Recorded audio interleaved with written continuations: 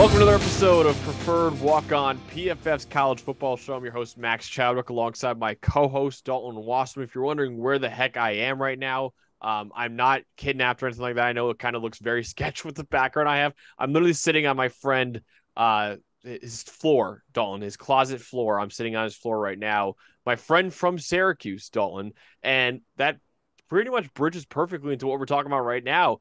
How about them Cuse, dude? Kyle McCord going to Syracuse, former five-star recruit, former Ohio State starting quarterback, and you and I both thought that he was underrated this year, honestly, at Ohio State. Got way too much hate. How about the Orange Man, Fran Brown, making moves? Now Syracuse has their quarterback for next year.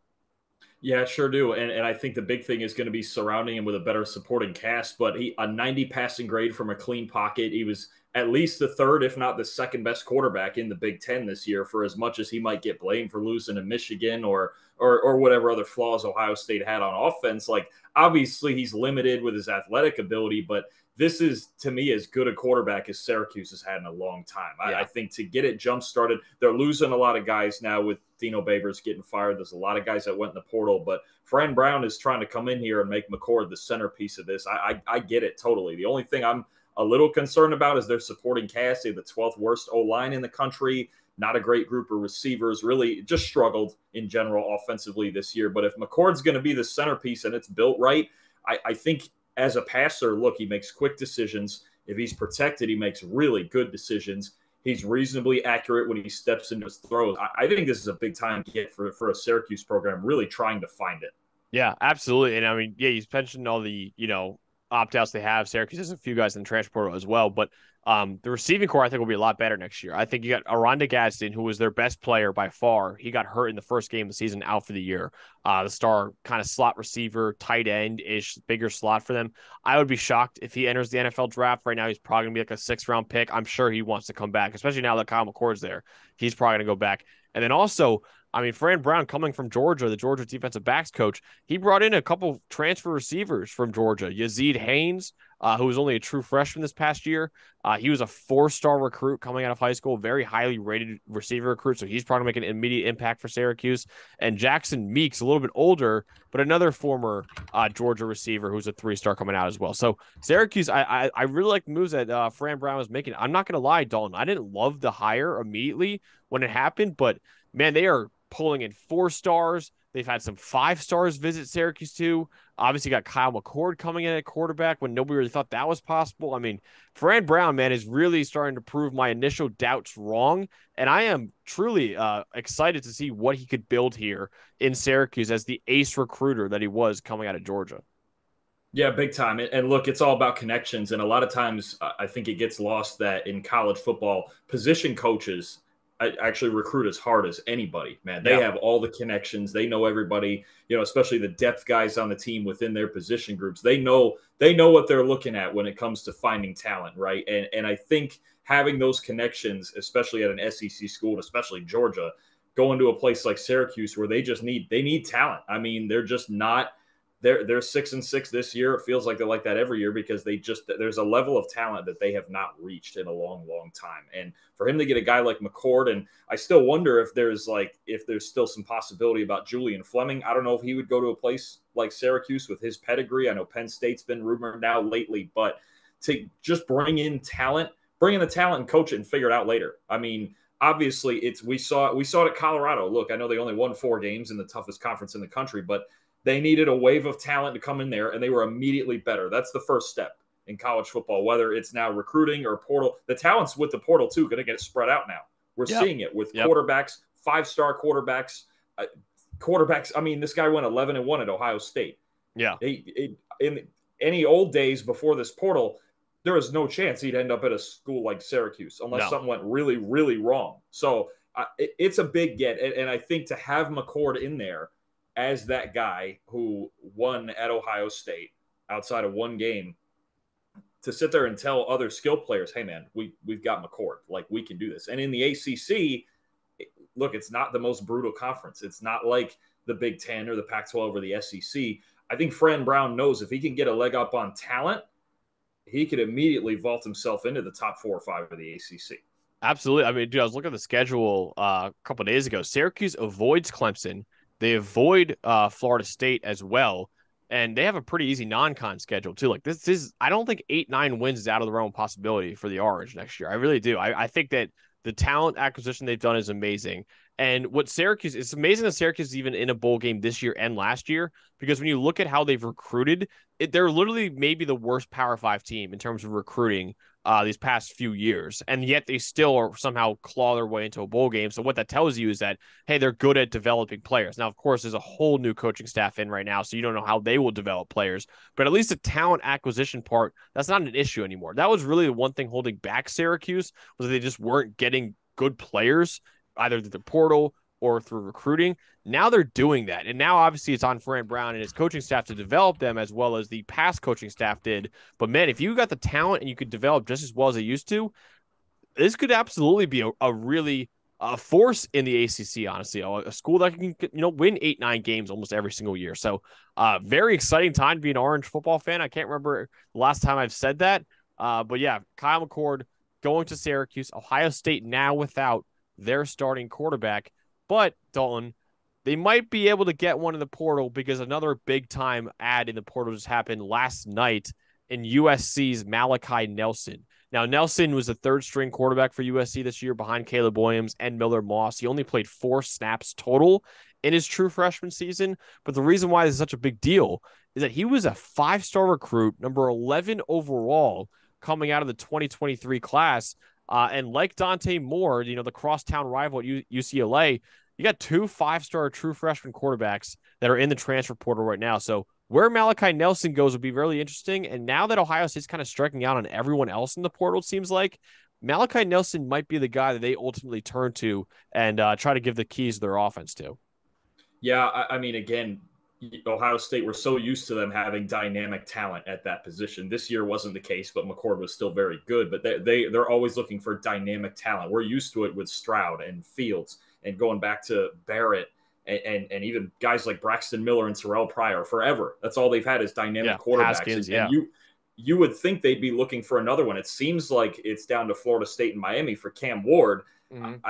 I have to think at some point Ohio State's going to do something about this. I don't know how they can roll into next year with their current situation and losing just about all of their weapons. Yeah, they're going to need that prime guy at quarterback to elevate the rest of their team. Pretty much the opposite of what it was this year. Nelson, again, they're just running out of guys, right? I'm sure they talked about Uiagalelei.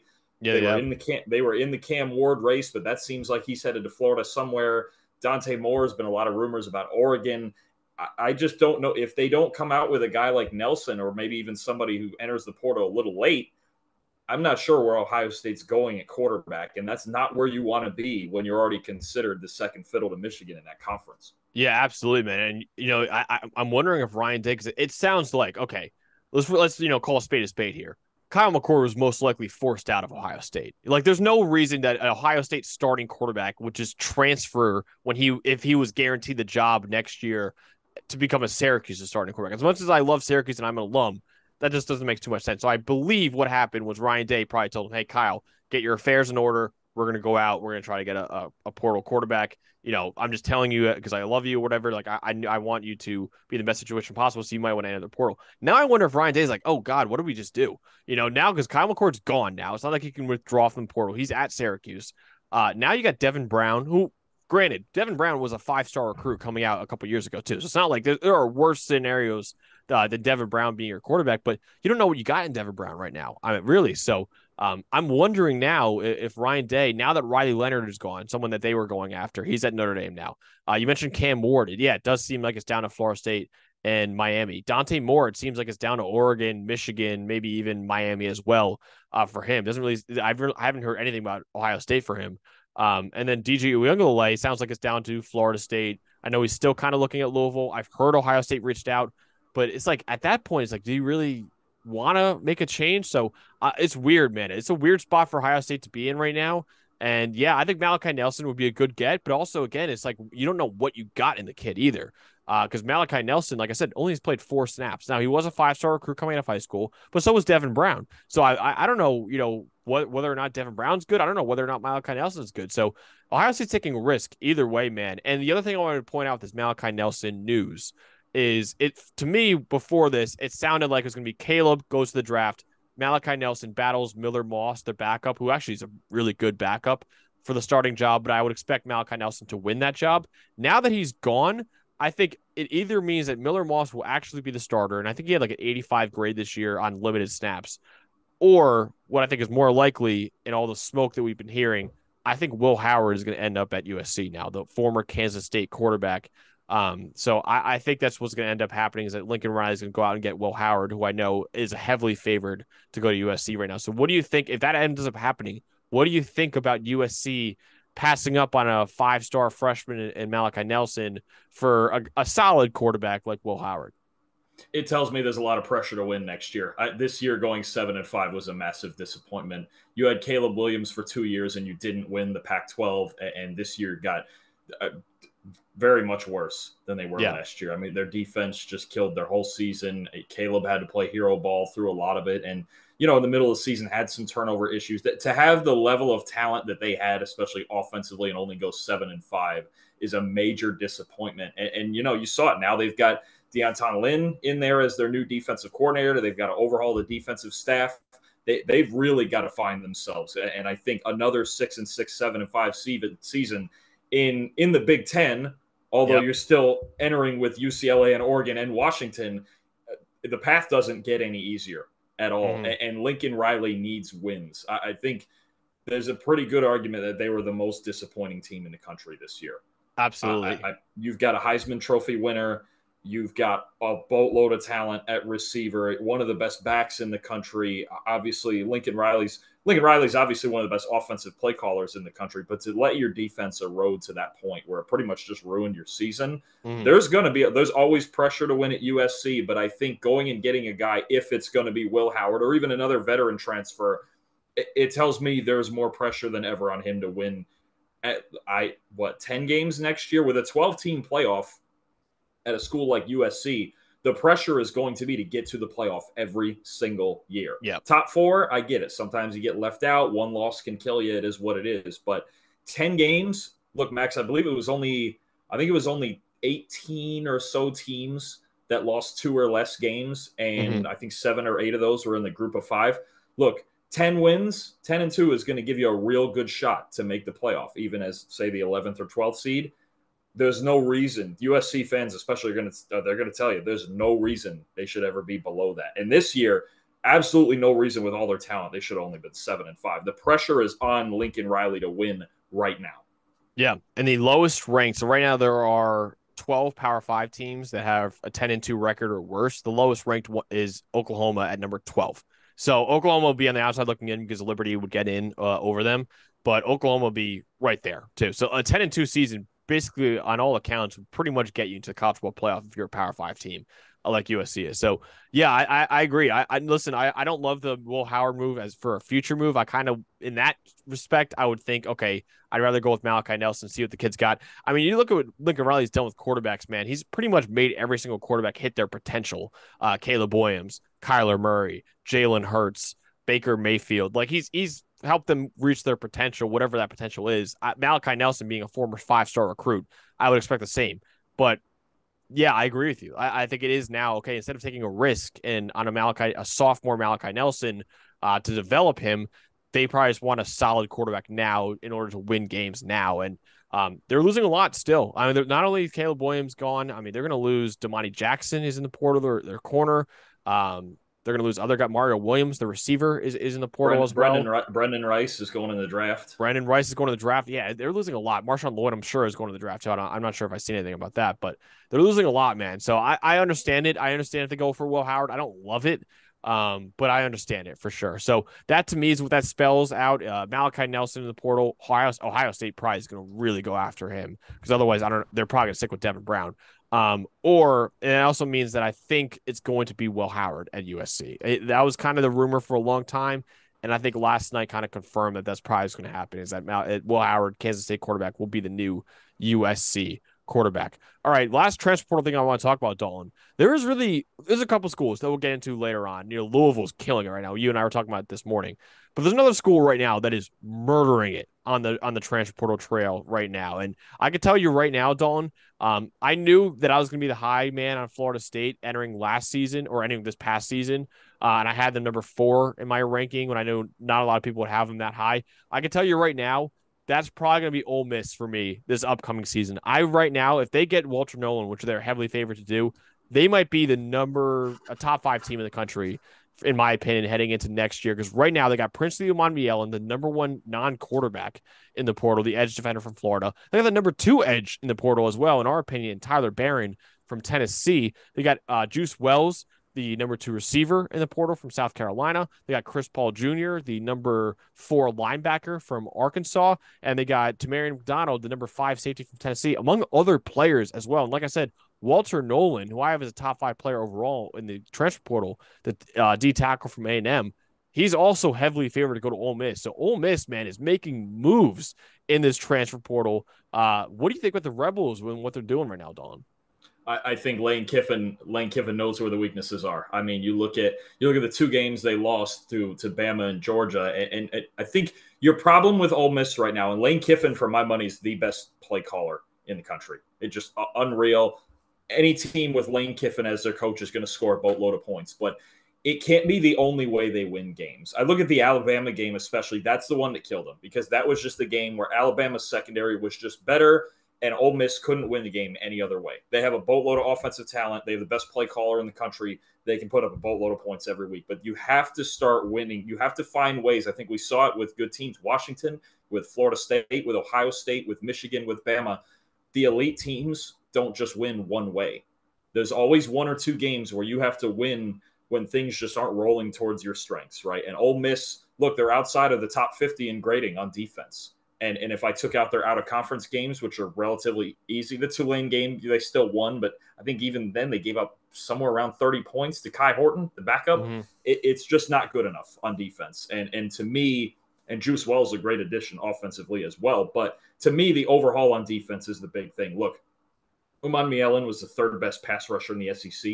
Barron's the 6th best pass rusher in the SEC. McDonald, you mentioned, a 2-year starter at Tennessee. They got Lewis Moore from Indiana, who was their best defensive player at safety. They are, especially the middle. If they get Nolan, I wonder if schematically they're going to change it, because there's times when they run kind of that funky like 3-3 front with like 6 defensive backs back there and really kind of keep everything in front of them. I wonder if they're going to change to something different up front and just get a more physical. They are not physical enough on defense to compete with Georgia, with Bama, and even the LSU game that they won, they gave up 49 points. And I know it's LSU, but you can't give up 49 points any given week. Yeah, you're basically lucky to win that game on one side of the ball. So this overhaul defensively, I give Lane Kiffin a lot of credit, because a lot of those offensive coaches, what they do is just keep loading on offense. I mean, they kind of do what USC did this year, right? And let's just beat everybody 60-50. It doesn't work. Yeah. It does not work. And the thing is, this year, if they just had the ability to win a game a different way, they could have beat Alabama. I believe, was the score of that game, was it 24-10? I think it was 24-10, yeah. They didn't get blown away by Alabama. The problem is Bama didn't allow them explosive plays. And that's the way to beat Ole Miss, if you can do it, because they have no other way to beat you right now. If they're going to overhaul this defense and they're going to bring in all this talent, their defensive line, and clearly they're attacking the safety position. They're trying to make the middle of this defense better. Right now, they're number 10 in the country or 9? Yeah. They would be in the playoff right now. So if you take them right now and you make them substantially better on defense, you've got a playoff team. You do. And I think, top 5 might be ambitious, might not. A lot of teams at the top losing their quarterbacks, but they have all the talent they could want, and they have the best play caller on offense. If they went from, I just saw like 53rd in defensive grade to somewhere in the top 25, they're a playoff team next year. You could almost shoe it in. Yeah, and dude, not only the guys that we mentioned before, you mentioned Lewis Moore. I'm glad you brought him up, but Key Lawrence, the starting safety from Oklahoma, he's going to Ole Miss as well. You got Tavion Nicholson, the starting corner from Illinois, who a lot of people really like. He's going to Ole Miss as well. So man, they are making moves. And Jaquan Scott, an interior offensive lineman from Southern Miss, that a lot of people really like as well. He's going to Ole Miss. So they are making a lot of moves right now. And yeah, man, and I talk about them as the top five team because not only they might be the best team in the transfer portal right now, they're bringing back everything on offense pretty much. Jackson Dart's coming back. Quinshon Judkins is coming back. Trey Harris is coming back. Their star receivers. Zachary Franklin, most likely the other receiver who didn't really play much this year due to injuries, but was a star at UTSA. He's most likely coming back. Caden Prieskorn, their star tight end. He's coming back too. So you got your quarterback, your running back, your receivers. I would have had Ole Miss as a top 10 team even without the transfer portal additions. So now you add basically a lot of the top guys in Uman Mielen, in Tyler Barron, in Tavion Nicholson, the corner from Illinois. I mean, I really love what they're doing. And if they get Walter Nolan, man, that's going to be really good. And Juice Wells adding to that receiving core as well. That's a dangerous, dangerous team next year. I really like Ole Miss, and I can tell you, I can't wait to do our way too early top 25 that I hopefully will do like right after the national championship game because it's going to be an interesting debate, man. Because I think when you look at how many players other teams are losing, Ole Miss is not really doing that. It feels a lot like the Florida State team where they brought back everyone, and then they also added a ton of really talented players in the portal. That kind of feels like what Ole Miss is doing right now. So I'm really excited to see what the Rebels can do elsewhere in the portal. I know they're favorites for a few other players in the portal as well.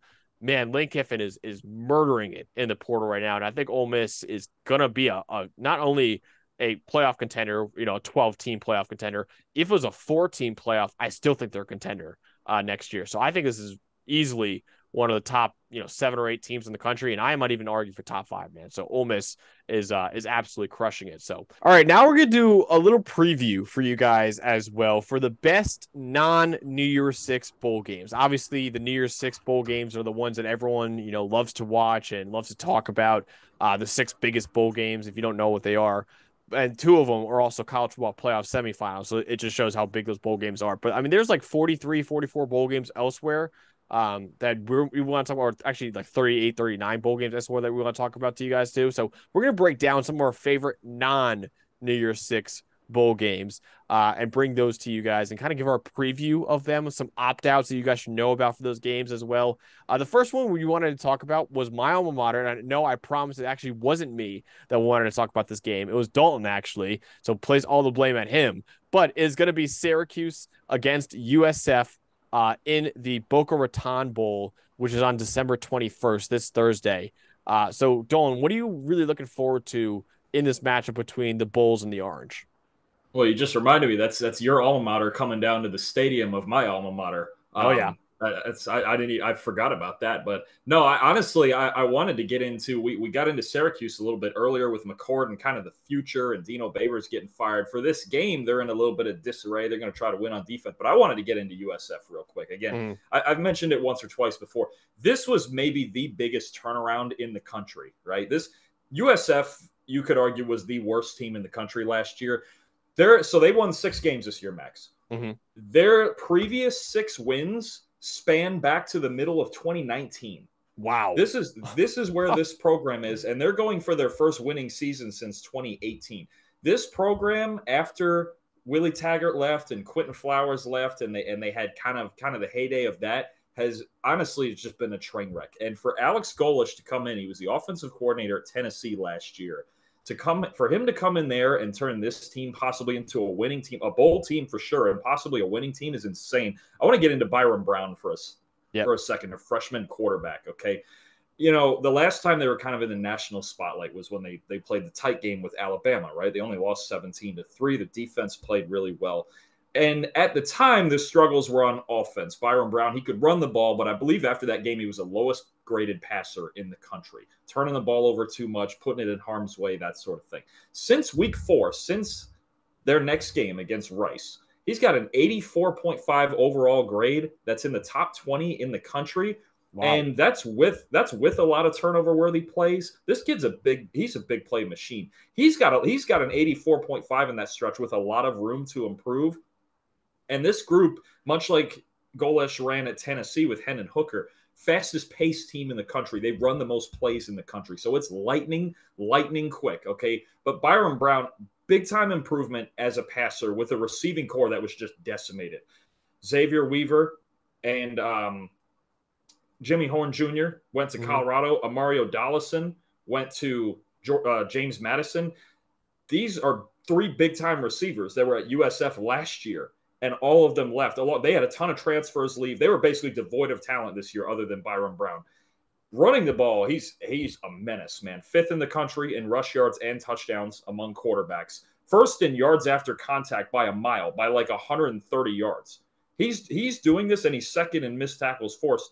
He's doing this level of running. There's a lot of race stats rushing that have him near Jaden Daniels. Wow. That's how good a runner he is. And this is the worst run blocking team in the country. It's not a good, it's a bottom 5 offensive line in the worst run blocking unit. Byron Brown, along with a couple other guys, Naquan Wright's had a nice year at tailback. Sean Atkins, a really good slot receiver. They're putting it together. For them, I mean, honestly, Alex Golish and Byron Brown kind of willed this team back into relevance. And I don't think it can be said enough. The turnaround, and with SMU leaving to go to the ACC next year, it kind of leaves a big void at the top, right? Tulane just lost their head coach, probably going to lose Michael Pratt. Memphis is good, but not like, I mean, they would be the front runner right now, kind of by default. USF next year in the American is the team to watch. If he can get more talent in there up front and a little more in the secondary, they have maybe there's a chance they have the best group of 5 quarterback in the country next year. I think this USF team is really one to watch. And for them to get a win, kind of just what it would mean for their program in this game to have a winning record after, Max, they weren't just down years. The last 4 years, honestly, USF has been unwatchable. Yeah. Seriously. They like, you could argue the worst team in the country for a stretch of 4 years. And for Golish to go in there and turn this around quickly, the only thing I worry about is how quickly are some SEC team or somebody going to come calling, because what he's done and just turned it into, like, he's got a very like business-like approach about things. I almost want to say, I don't want to say Belichick-ish, but like kind of, yeah. It's not the big like, it's like just next play, just take care of business. It's one of the biggest turnarounds in the country, and it's going to be mentioned. Well, the game is tomorrow for the next 24 hours. This is going to be a fun team to watch next year, and we'll see if they can pull off a winning season tomorrow. Yeah, absolutely. Actually, the game's on Thursday, actually, so December 21st. So a couple more days. I thought it's it was tomorrow for some reason. These bowl games mess me up. Dude, it messes I could have swore it was tomorrow. Tomorrow is UTSA Marshall, actually. So we got a good one. That's a fun one tomorrow. But yeah, the other thing I want to talk about in this game, honestly, and you did a great job breaking down the USF side of things. Syracuse, unfortunately, Kyle McCord will not be able to play in this game, and Syracuse will also be without his starting quarterback. Garrett Schrader just announced literally this morning that he won't be playing in the bowl game. He actually suffered a pretty serious shoulder injury in October, and he played on it the whole season because he said these guys deserve to play a 13th game. These guys deserve to play in a bowl game. So he played on that injured shoulder the entire season, finally got Syracuse to bowl eligibility. Now he's finally getting surgery on that shoulder. So he will not be playing in it. And I know all kudos to him for gutting it out and getting Syracuse to where they are right now. So you got Carlos Del Rio Wilson as the starting quarterback for this game for the Orange. They might run some Wildcat. They like to do it a lot with their tight end Dan Villari. So that could be another thing they do. But yeah, it's not gonna be a pretty game for Syracuse passing wise. And it hasn't really been a pretty season for them passing wise, but especially now that you're on your backup quarterback without Garrett Schrader, who I think is a really solid college quarterback. Garrett Schrader is, but his career is over now. Like I said, you can't play Kyle McCord. So Carlos Del Rio Wilson will be the starter for Syracuse in this game. And Syracuse, Dalton, is still favored by 2.5 points in this game. Do you think the Orange ultimately pull it out, or do you think the Bulls are going to win this game? I actually think this game means a lot more to the Bulls. I just question for a game like this. It's kind of a lame duck game where Syracuse will be at mentally and offensively. You just mentioned it without Schrader. I think I had the Wake Forest game, the last game of the year that got them bowl eligible, and they just. I think there was 4 different guys that lined up under center, even with Schrader there. Yeah. They're just trying to piece it together right now. And I think what this game means to USF, and it's a lot shorter travel, or they may even be taking a bus, only about a 3.5 hour ride down there. Done it before. I it just means a lot to the program. I think just to get certain teams to get a winning record, it just means a lot. And I think Byron Brown is the best player on the field. I think the tempo, USF runs the fastest paced offense in the country. I think the tempo is something that could bother Syracuse's defense. They haven't seen a team like that this year. Again, you think about what Golish has brought. It's very similar, pretty much exactly the same as what they did at Tennessee last year. It's just fast, fast, fast, positive plays, screens and verticals, and in between, Brown scrambling is a nightmare. I like the Bulls in this game. I think they're going to be really high energy. As long as they stop the run reasonably, I like their chances in this game. I'm going to take USF 31-24. All right, I have to go the orange here. I know I don't feel good about it because I know Garrett Schrader's not playing this game, and I do love what USF did this year. I'm going to say 30. Actually, no, 28-24. I'll go Syracuse 28-24. I think the Orange will win. I have to pick them, obviously, but yeah, it should be a great game. I'm excited for that one. Another one that Dalton, you wanted to talk about was the SMU game that we got as well. SMU obviously had a great season this year. A lot of people thought they might have been the team that should have been playing in the New Year's Six Bowl. They're not. They're playing in the Fenway Bowl. SMU against Boston College. Kind of a home game for Boston College in this game in Fenway. But what are you looking forward to most in this SMU BC game? I think it's a fun one with SMU going to the ACC. They really kind of get their first conference game, right? And they get to see what they're saying. I know Boston College isn't the best team, but they're another one, scratched their way to 6-6. Thomas Castellanos, a really solid dual threat guy. They darn near beat Florida State. They had their defense having fits in that game. They can cause Castellanos can cause some problems, but we just need to highlight how good SMU is. And I think there's a very good argument that it should have been them over Liberty. They got punished for their non-conference. Their two losses were at Oklahoma and at TCU early in the year, too. I didn't expect them to go into Tulane without Preston Stone and win. Kevin Jennings was good enough, had a 76.4 grade in that game, but SMU is very well-rounded, and I think a lot of perception for this game might be, well, you got SMU, high-flying team from Texas and Rhett Lashley and doing all this, going to Fenway. They're gonna freeze their butts off, and who knows what's gonna. No, they're physical, man. Yeah. They're the third. They have the third highest graded O line in the country. They have the second best pass rush win rate in the country. In the trenches, they can play with anybody. They got ballers on the outside. They can play in the trenches. They're the fifth highest graded overall team in the country for a reason.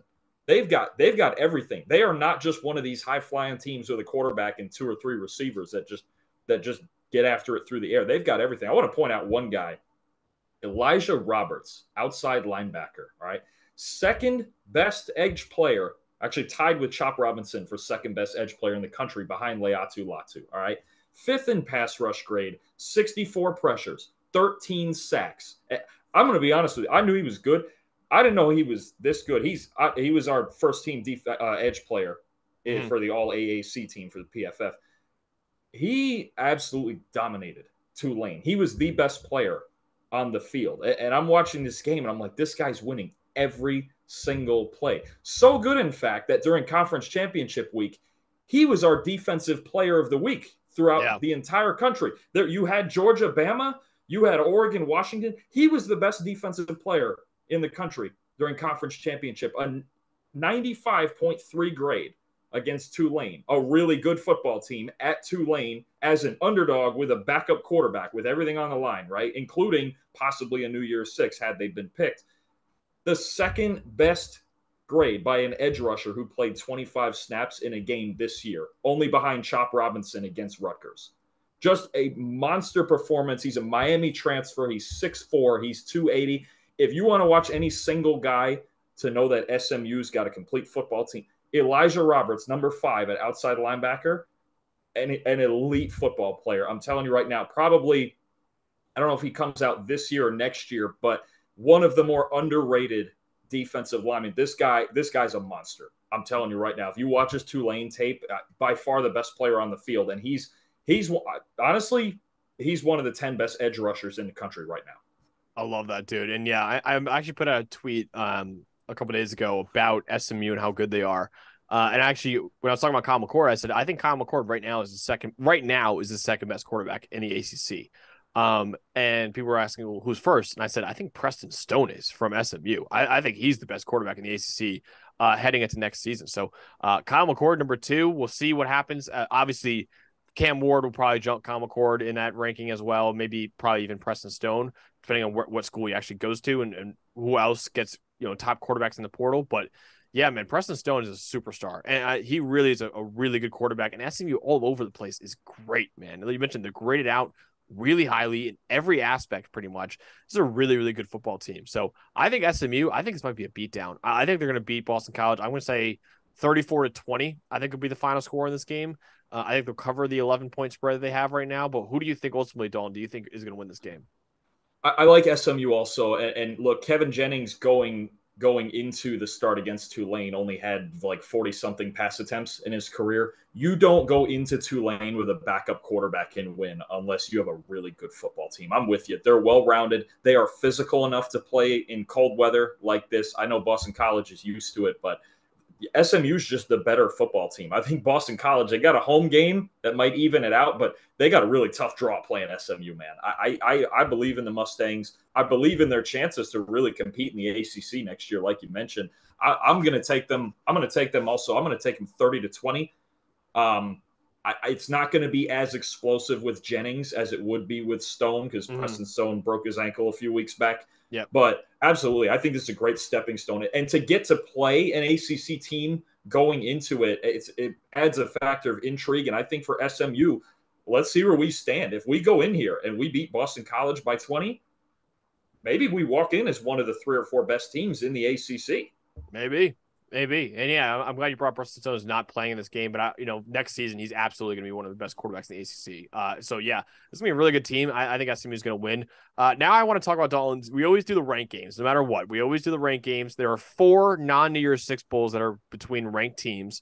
The first one that we're talking about is number 18 NC State against number 25 Kansas State in the Pop-Tarts Bowl. I don't know if you saw the winner of this game will be able to take a bite out of the Pop-Tarts mascot. I personally don't know if I want to do that. If it's a sweaty guy in a costume, I don't know if I want to take a bite out of that guy. I don't know what the mascot is. Is it edible? It's an edible costume? Edible. I don't know if it's someone's wearing it. I don't know if it's that or maybe it's just a massive Pop-Tart. I don't know what it is, but when they said it, they said a mascot. And I was like, I don't know if I want to eat that. I would prefer a person not be in there. Yeah. If it's just an 8-foot Pop-Tart, if there's a person in there, I might, just hand me the trophy. Hand me the trophy. I'll kiss the trophy. That's fine. I'll kiss the trophy. Yeah, I don't know if you've ever wore like a costume like that before, but it is not fun, man. You get gross in there. So like, if it's edible, I don't want to touch that. So I don't know what the mascot is. Maybe it is just a massive Pop-Tart. Maybe it's just a face is drawn on it or something like that. The phrase "sweaty Pop-Tart" just came into my head, and I hate it. I absolutely hate it. That'll be the next flavor that comes out after this game. Honestly, is a sweaty Pop-Tart. I now hate this game just because of that. Yeah. Wow. So okay. now both teams might try to lose this game. And speaking of, I mean, there are a lot of players opting out, and that's something I think we need to bring up with all these games, that there are a lot of players opting out. So it kind of is just who's left is what you really got to go off of. For NC State, Peyton Wilson, most likely is going to opt out. I don't think it's official yet, but most likely he's going to opt out. MJ Morris, their quarterback, who's kind of been the backup all year to Brennan Armstrong, he's opted out, or he's actually in the transfer portal. Porter Rooks, Morris is going to Maryland. That's where it was.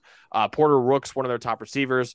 He's in the transfer portal as well. Their backup center, Lyndon Cooper, has played a lot this year. He's in the transfer portal. CJ Clark transferred to Miami. They're starting defensive tackle, so he's in the transfer portal as well. And then for Kansas State, Will Howard not playing, obviously, in the transfer portal. Trayshawn Ward also in the transfer portal, actually going to Boston College, too. So good get for the Eagles there. Ben Sinnott, one of the top tight ends in the country. He's declared for the NFL draft. Nate Matlack, their edge defender, he's in the transfer portal. Will Lee the third, their really good corner, he's going to Texas A&M. He's gone. Matlack, by the way, going to Pittsburgh. And then Kobe Savage, their star safety, he's also in the transfer portal. Now, Cooper Beebe, a lot of people thought he would be opting out. He announced that he's absolutely not opting out. We have an interview with him. He's a great guy. He's playing in this bowl game. So that's a big get for Kansas State. But obviously, Dalton, we got to talk about Avery Johnson now, because now that Will Howard's not playing this game, this is kind of the first, taste of the Avery Johnson era that we're going to get at Kansas State. Now Colin Klein, their offensive coordinator, he's gone too. I think he's at A&M now. Going to be interesting to see what Avery Johnson could do here against against NC State. Yeah, and we talked about him earlier in the year. And look, one guy you didn't mention there is DJ Giddens, who was actually their highest graded player on offense. He was having a better year. He's had a better year than Treshaun Ward Mm-hmm. anyway. So I think they find creative ways to run the ball. And actually, Johnson is a much more dangerous runner than Will Howard was. I think having Avery Johnson, still having DJ Giddens. Now, I'm curious to see the adjustments, like you said, with losing Colin Klein, who I thought had an excellent year, consider Mm-hmm. he was shuffling two quarterbacks in and out. There was times where they struggled to throw it, but the creativity in their run game is a lot of what makes them really good. Obviously, there's great players. Giddens and BB and those guys up front are really, really good, but they find ways to, and they've had these packages. It's not like Avery Johnson played a lot this year, and there was certain games he was a crucial part of the plan, right? He this is not like something like some of these other teams having either a third, fourth string quarterback or somebody making the first start. Avery Johnson's got experience. He's inconsistent throwing the ball for now, but he's a freshman. But he's a really good athlete. He's the quarterback run game. And look, NC State, they're eighth in the country in run D grade. You lose Peyton Wilson, but you still have Devin Boykin, who leads all safeties in run D Mm-hmm. grade. Robert Kennedy, who's fifth among all safeties. Savion Jackson's a really good player off the edge. Quarterback run game can equalize some of those things, especially without your leader in Peyton Wilson.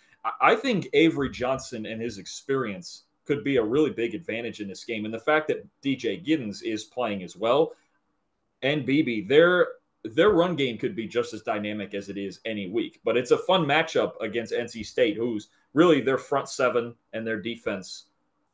They carried them this far. Not a whole lot offensively. Wilson and company, they got him here. They're a really physical team. This is a fun matchup. It is Yeah. just to watch. Just to watch. I would like to see how Kansas State continues to scheme things, especially now with Johnson in there for a full game. Yeah. Yeah. Avery Johnson, true freshman, number 9 quarterback in the 2023 class, according to On3's industry rating. 68.5 grade on 133 snaps this year. Obviously, NC State, 11th best defense in terms of EPA per play, but mentioned it, Peyton Wilson, who won the Benaric Award. He's not playing, or most likely not playing in this game. This is all the reports are saying. I don't think he's officially announced it yet, but most likely not playing in this game. So ultimately, Dalton, who do you think is going to end up winning the Pop-Tart Bowl and will take a bite out of that mascot? Oof. You know what? I'm an Avery Johnson guy. I just something about his fit. I really would have liked to have seen Colin Klein stay because I think Johnson reminds me a lot of Colin Klein. Got this weird like Mm-hmm. tall, lanky build, but he's faster than you think he is. He's a really really good athlete, and I think Kansas State can do a lot more of their fundamental things on offense than you think, even with Johnson in there full time, right? NC State just don't score a ton of points, and I think K State's very willing to grind it out 5 yards at a time with Giddens and Johnson. I'm going to take Kansas State. This game's going to be really physical. It's going to be ugly at times, but I like K State. I'll take them 21-16. Okay. I'm taking actually NC State in this one. I'm taking them 24-21. I think the first start for Avery Johnson against a really good defense. I don't know if I think they're going to frustrate him a lot in this game. So I think NC State wins in a close one and ultimately pulls out the Pop-Tart Bowl. Also because NC State's, they're missing Peyton Wilson, sure, but what they're missing kind of pales in comparison to what Kansas State is missing, honestly. So I think that plays a big factor as well. Next up that we're talking about is the Alamo Bowl between Oklahoma and Arizona. Number 12 Oklahoma, number 14 Arizona in the Alamo Bowl on December 28th. That's also the same day as the Pop-Tart Bowl, by the way. Oklahoma in this game is going to miss a lot of players. They're missing Dylan Gabriel, their starting quarterback who transferred to Oregon.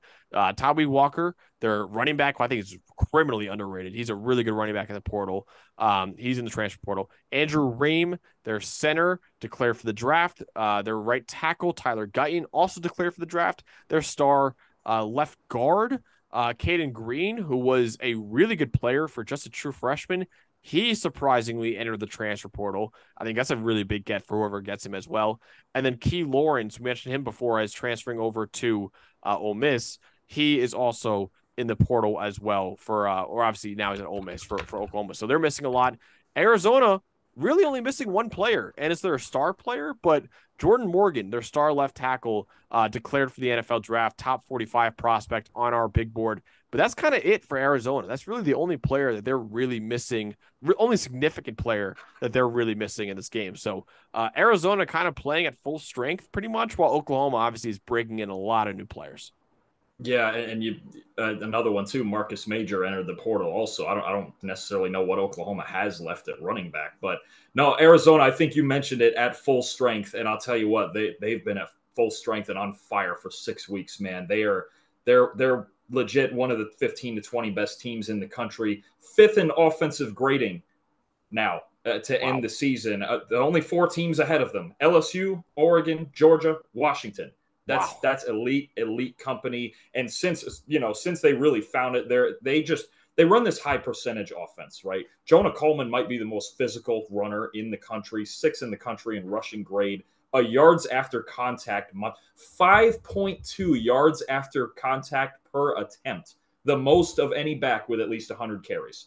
Just 5 yards after contact per attempt. He is just like this Jerome Bettis downhill between the tackles. Like, if the only other guy I think as physical as him at the position is Audric Estime. And we got to get into, man, I'll tell you, we were talking before the show. We got to get into it. Tetairoa McMillan, Mm-hmm. what a run he's on right now. Since week 7, 5th in the country in receiving grade, okay? 4 guys ahead of him. Ricky White from UNLV, we went over that a couple weeks ago. Taj Washington, Malik Neighbors, Marvin Harrison.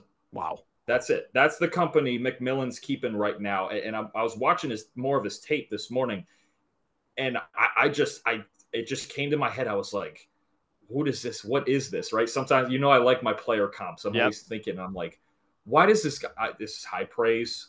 Don't freak out. I was like, why does this? He looks like Mike Evans, 6'5", Ooh. Yeah. 6'5", 210, contested catches. Not the fastest guy. He's going to run probably a 4.5. I would bet money he's a 4.5 guy. But just like contested catches over the middle, crossing routes, catch point, really good hands. Like, I was just like, why does this look like Mike Evans? What is, like, where did Arizona find this guy? I just, Fafita, I mean, he makes a ton of high percentage throws, but when he's looking down the field, he's going to McMillan. And sometimes it really is just, man, just give him a chance. He's 6'5" and 210. And honestly, against some secondaries in the Pac-12, the guy looked like a dinosaur. He had 266 yards in their last game against Arizona State. He's a nightmare to cover. I'm telling you, he's a solid route runner. He's not blazing fast, but he's faster than you think for a guy like that. I think, like, we think about Johnny Wilson from Florida State as the big size guy right now, Mm-hmm. receiver, right? McMillan, I'm going to tell you right now, McMillan's a better route runner than Johnny Wilson. Think of Interesting. that. I like He's it. just I think he's right now, he might be the best receiver in the country that nobody talks about. I love that. He's hit a gear the last 6. I think a big part of the ascension from, like, kind of, they're very physical as a team, but McMillan being this explosive, it's changed the whole thing. Because before it was like Coleman, high percentage, screens, 6 yards at a time, workman like. He's added this explosive element. I'm telling you, his frame, his route running, his hands, he's got a long future in the game, man. I'm telling I just again, Mike Evans is high praise. He's going to the Hall of Fame one day. Play style, body, even just his movements. It just reminds me of Mike Evans at A&M. I'm telling you right now, he's going to be a guy to watch here very soon, because I don't believe he's not coming out this year, right? I don't believe so. No. Yeah. Next year, if I've got 3 guys at receiver: Luther Burden, obviously Mm-hmm. our guy, McMillan, and probably Iomaner from Stanford. Those 3 guys are my guys for next year at receiver. McMillan is that good at 6'5" and about 205, 210. I don't think there's very many guys in the country that move better than him. So you guys heard it right there. Dalton is saying that McMillan is going to have 11 straight 1,000-yard seasons once he gets to the NFL with the Mike Evans comp right there. So Desiree, yeah, dude, he's phenomenal. He really is a star player, and I think he's been a great receiver. Everyone kind of was worried about Arizona's passing game, obviously, when Jane DeLora went down with an injury, and then obviously Dorian Singer, one of those top receivers, he transferred over to USC. McMillan, by the way, only a true sophomore this season. So yeah, he's Oh, man. true junior next year. Yeah, he's going to be a first round pick probably in a lot of mock drafts for 2025. Is he? I'm trying to think if there's any others. Does he walk into the Big 12? Is he the best receiver in the Big 12? Is there anybody else that's I like that can't we think can of it. think of? I can't even think of anyone else right now that would rival him. Yeah, I would He's say him. he's going to be he is going to be a nightmare for those secondaries in that conference. And I'll tell and this is a team that was not supposed to be good. They're Yeah, not. This is another one. I don't know if it's quite as drastic at USF. It's pretty close. I remember Arizona had some down years too. The job that Jed Fish has done, especially with Fafita coming in there having to start midseason, just one of the he should get Coach of the Year votes. To be yeah. honest with you, Oh, yeah, with the absolutely way should. they're Yeah. playing. Yeah, I mean, if I didn't see the whole balloting, but if he wasn't on there for some people, I don't know. I don't know how you couldn't have him on there. Yeah. Yeah. Kenny Galladay is another comp that I like for McMillan. I watched him. I watched him a That's a few good weeks one. ago. I think Kenny Galladay, the good Kenny Galladay, not the New York Giants one. The good Kenny Galladay was at the Lions. That's another one that I think would be pretty good. The other thing I want to talk about this game is obviously we talked about it before. The Avery Johnson era at Kansas State beginning. The Jackson Arnold era at Oklahoma is beginning now because, like we mentioned, Dylan Gabriel is at Oregon, so he's gone. Jackson Arnold will be starting this game. He was the top 10 overall recruit in the class. I believe he was the number 4 quarterback in the class as well.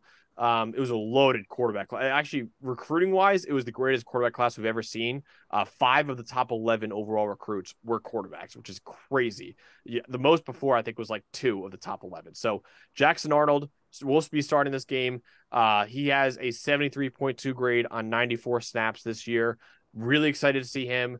His comp coming out of high school, according to On3, was Baker Mayfield. So I know a lot of Oklahoma fans are probably very happy to see that. And if you can have a career like Baker Mayfield, they'd be very, very happy with that. So I'm excited for Jackson Arnold, man, and see what he can do against Arizona in this game, a physical Arizona defense, like you mentioned before, in this game. So ultimately, Dalton, who ends up winning the Alamo Bowl between Arizona and Oklahoma, in your opinion? I have to go Arizona. Just the difference in having your team pretty much full strength, like you mentioned, other than Jordan Morgan, and where Oklahoma is at right now with their roster, it's tough. They've lost a lot in the portal.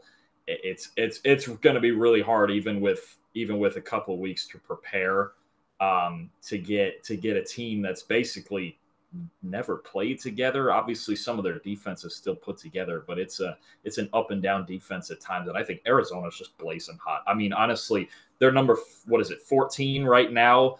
Honestly, the way they've played the last 6 weeks, they might be one of the 5 or 6 best teams in the country. Really, I mean, Love that. they have it rolling. The play calling's great. They're really, really physical.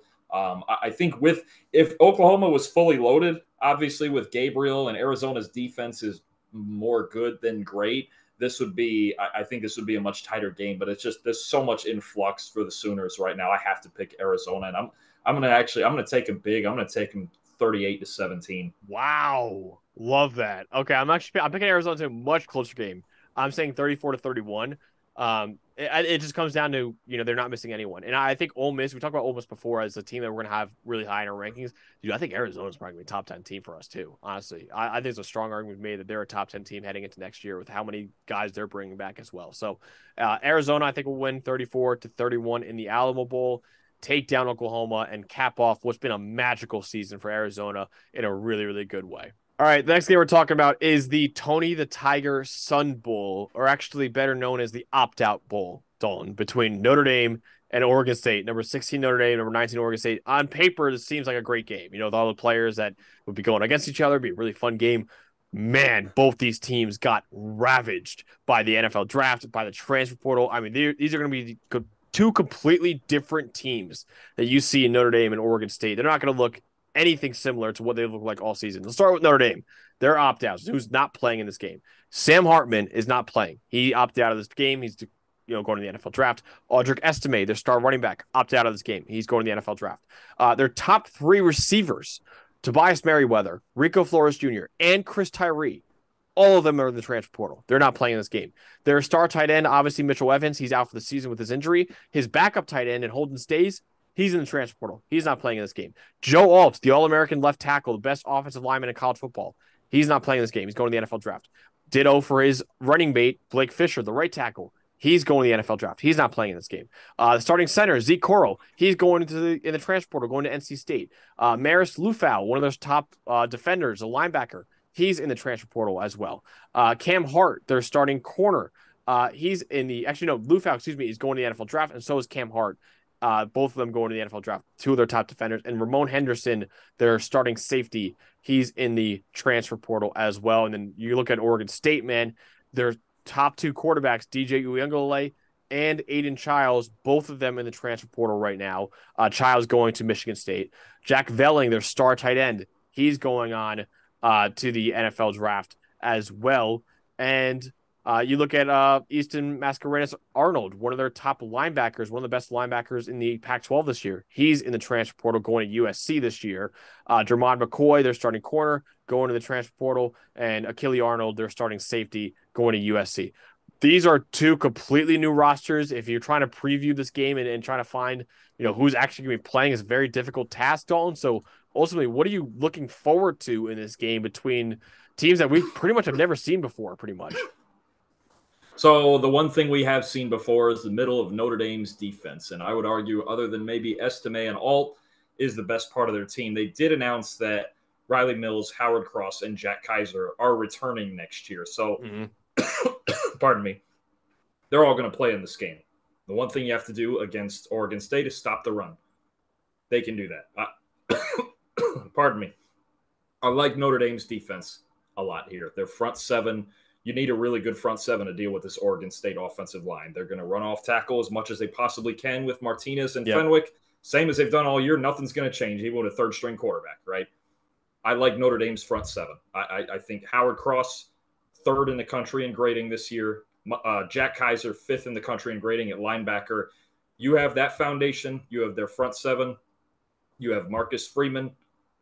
Points are going to be tough to come by, but I do like Notre Dame's defense a little bit better. Oregon State's losing pieces on defense. Notre Dame's not losing much on defense. They're used to playing these physical games. It's going to be low scoring, but Notre Dame's defense is the attraction for me. Yeah, it's going to be tough. And you just mentioned it. They're on their third-string quarterback. Obviously, Notre Dame's on their back quarterback as well. So that's another kind of equalizer there. But Oregon State's going to run the football. That's what they want to do, especially now that they have basically no passing game on a third-string quarterback. They're definitely going to do that with Dave Martinez and Fenwick as well. Beavers, 81.2 run blocking grade this year. That leads all Power 5 schools. We don't know about Talisa Fuaga, their star right tackle, who right now might be a top 15 pick in the NFL draft. We don't know if he's playing or not. That hasn't been announced yet. But if he does play, it's obviously a huge addition. So, but like you mentioned, man, Notre Dame, 8th among Power 5 teams with a 91.5 run defense grade. So it's kind of strength on strength in this. So that's going to be a really fun matchup, I think. One of the only fun matchups that you can really find in this game is Oregon State's run game against Notre Dame's run defense. Ultimately, Dalton, who wins the Tony the Tiger Sun Bowl and pulls out this victory? Do they get to eat a giant frosted flake? I wish they were. No, I think it's just the sponsor. No, they can't eat the sun. Oh, okay. So no, it's just the. That'd be cool though. That's weird that it's sponsored by Tony himself and not like Frosted Flakes. Yeah, Elite cereal. Yeah. Wow. Okay. Cool. But anyway, yeah. No, I like Notre Dame here. I think you've at least got something stable with Marcus Freeman in their defense. Oregon State it's kind of complete disarray there. I mean, no head coach, no quarterback, possibly best O-lineman leaving in the draft. Tons of other guys transferring out. I'm not sure. I mean, you look, Martinez and Fenwick can really run the ball, and that's the only way they can win is really grinding this thing down. But I think Notre Dame is significantly better on defense. It's going to be a low scoring game. This is going to be one of the ugliest games I think of bowl season. I'll take Notre Dame actually 13-6. I'm going that low. Ooh. I think we've got. Well, we're going to get to it next. Also, I think we've got an Iowa level of low scoring game here. I love that. I'm going a little more high scoring. I got 24-17. I got Notre Dame as well, though. I think you mentioned Oregon State's in a complete disarray. I think Notre Dame has their head coach. Notre Dame is probably missing more in terms of who's opting out. But I still think the Fighting Irish will get it done in the Tony the Tiger Sun Bowl and win the Sun Bowl. So I think that'll be a interesting game for sure. Again, these are two unrecognizable teams to what we've seen all season. So it'll be interesting to see what they actually look like in that Sun Bowl game. Final game we're talking about is number 17 Iowa against number 21 Tennessee in the Cheez-It Citrus Bowl. is at 1 p.m. on January 1st, New Year's Day. Opt-outs in this game for Iowa, really not much. Cooper DeJean is out for the season with an injury, so you don't have him. But the other one is really opting out. It's a significant player is Deontay Vines, the receiver. But he only has the fourth most receiving yards among Iowa wide receivers. Only 134 receiving yards. So not really a huge loss for the Hawkeyes. So he's not playing. For Tennessee, the notable opt-outs are Jalen Wright, who has been phenomenal this year. He's averaging 7.4 yards per carry. That leads all running backs in the country. He's not playing. He's going to the NFL draft. We mentioned before Tyler Barron, they're one of their top edge defenders. He's transferred to Ole Miss. Danico Slaughter, their starting corner, he transferred to Arkansas. And Tamarion McDonald joins Tyler Barron at Ole Miss, their starting safety. So he's not playing either. So Tennessee missing a lot more than Iowa pretty much in this game. But ultimately, Don, what are you looking forward to seeing between Tennessee and Iowa here in the Citrus Bowl? I think there aren't two more different teams in the country than these two teams. You've got Tennessee that's like wide open, the same thing we talked about with USF before, just wide open, fast as you can go, screens, verts, like just as a spread offense can be. And you've got Iowa, who is something out of the 60s or the 70s with just base defense, physical execution, and then offensively, it's just a struggle. Iowa's got so many injuries. It's just been, I believe, what is it, like since I think since Cade McNamara got hurt, they're the lowest graded offense in the country, Group of Five included. It's just a struggle. It's just such a struggle for them to score points and to hitting it's a running joke, hitting the under every week, having to win games 13-10. You could not have two more different teams than these two teams playing. It actually makes it kind of hard to predict because Iowa defensively, they execute so well. I've watched a lot of tape on them lately. The level of execution is unbelievable. I mean, and I get why Phil Parker won the Broyles Award because I mean, what they ask those guys to do, carrying a pretty much non-existent offense and executing at such a high level every play. Even to be honest with you, against Michigan, they did not play a bad game on defense. Michigan's two touchdown drives were, I think, 5 and 6 yards off of one off a turnover and one off a long punt return. I mean, they made it Michigan earn all of like 12 points. They didn't give up. Their 2 touchdown drives were 6 yards or less. So this defense is an elite unit, and their offense is the complete opposite. I just wonder the contrast in styles. In Tennessee, it's not the best defense in the SEC, but it's still an SEC defense. If they feel like there's anything for Iowa offensively that threatens them, because even the run game isn't as good as it traditionally is. Yeah. Yeah, it's going to be ugly. It's going to be ugly. The over-under in this game is 36.5 points, which might be the lowest of the whole bowl season. I got to look it up, but there's a really good chance that this game is not pretty offensively. Iowa, nation's worst offense in the EPA per play, Iowa has this year. Tennessee's defense, 21st in that same metric. So we'll see about James Pierce Jr., who was arrested a couple weeks ago, whether or not he's playing in this game, the star edge defender. But even without him, man, I still think Tennessee's defense will be able to stop Iowa. I'm pretty sure every defense in the country might be able to stop Iowa. So that issue would be ugly on that side. And then on the other side, Jalen Wright was kind of the engine for that Tennessee offense. He's not playing in this game. So now you're without him. Now you're relying on Joe Milton III to carry your offense. He hasn't played great either this year. So Iowa's defense 5th best in EPA play. And like I said, Tennessee's without their star player offensively. So there's a really, really good chance that this game is really, really ugly.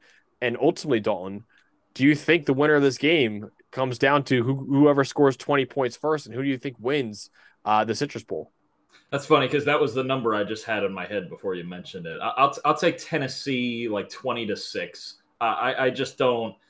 There's just no threat from Iowa offensively, and I think Tennessee still has enough that they can grind things out, especially without DeJean, because honestly, when DeJean's out there, you don't even throw it in his direction. He's such a sound technician, and he's going to be a really good NFL player. Like, he won't be the best corner in the league, I don't think, but he's going to be that guy where you just very quietly like just go, wow, like he's just really good every single play. You can't even throw in his direction. I think Tennessee finds enough. I don't think Iowa finds any offense. We've seen this we've seen this enough times. I mean, and I know Tennessee's not as good as Penn State or Michigan, but it's just Iowa. It's just hard to find them scoring more than 13 points, and it's a low bar to set, even for a team that's kind of struggled-ish offensively, especially if they don't have Jalen Wright. Milton probably has to pick some things up with his legs, get the run game going somehow a little bit and get up the seams a little bit. Iowa's just incredibly good, especially in zone coverage. If you can find those windows, a couple of big plays, just grind it out, play with them. I'll take Tennessee 20-6. Yeah, I'm taking Tennessee as well. I actually think Iowa will get over that 13-point line, but only by 1 point. I got 24-14. Tennessee wins this game. I think Joe Milton will do just enough to get Tennessee over the hump and win the Citrus Bowl. So that's our kind of preview of our favorite non-New Year's Six bowl games. We'll also preview all of the New Year's Six bowl games probably on Wednesday, I believe, the 4 non-playoff New Year's Six bowl games. And then we'll talk about, obviously, the college football playoff and go into a full in-depth preview of those two massive matchups next week as well. We want to make sure you guys please find us on audio channels, find us on all the podcasts, Apple, Spotify, whatever. Leave 5-star reviews there, please. We're trying to get the audio channels up a little bit more. Leave your questions in that review as well.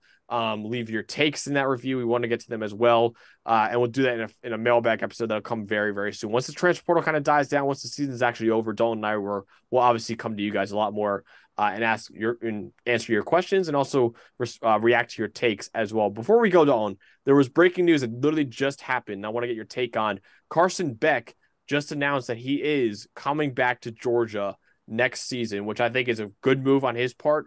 Kind of an expected move, but we had him as a second-round pick on our big board, so there was a chance that he ended up declaring for the draft. But now that he's going back, do you think he is the top quarterback in the country heading into next year, or do you think the Alabama signal caller and Jalen Moreau has a beat for that one? There's a couple of guys. I'm still in the boat that we can't forget about Shedeur Sanders. Yep. I think there's some other guys who, like Preston Stone is low key, but no, he's in the top. I would probably put him in the top 3. That's big time for Georgia. I mean, to have that stability and for him to want to give it another go and look, even a second round pick is enticing. But next year, I think he's looking at next year's draft thinking he could go in the top 15. I don't blame him. He's a great decision maker. He's incredibly accurate. I think he was better than anybody could have expected this year for Georgia. You could argue he was their best player. Yeah. Honestly, and I don't think that was expected. I think with him in his second year, and especially, is there any question Georgia will be in the top 12 next year? No. Especially with Beck back, right? Like that's almost a given at this point. For him, I get it. He wants to win a national title as the starter. I totally get it. I think it's a great move on his part. I think you look at him next year with a little bit lighter class, but still probably a good one as a first round pick. I think as far as NFL prospects go, I know Milroe's the freak runner, and let's see another year out of him in the passing game if they get a little better. But I think to me, Beck and Shedeur Sanders are the two guys that I'm watching in the first round of the draft right now for next year.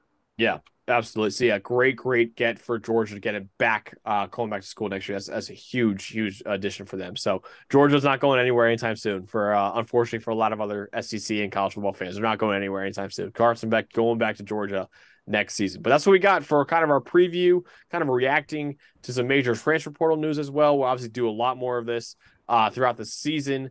So make sure you guys tune in for the Wednesday episode, though. We're going to go over all of the New Year's Six bowl games, all the non-playoff ones, and kind of give our full preview of that one as well. But for Dalton Wasserman, for producer Eli, I'm Max Chadwick. We'll see you guys next time.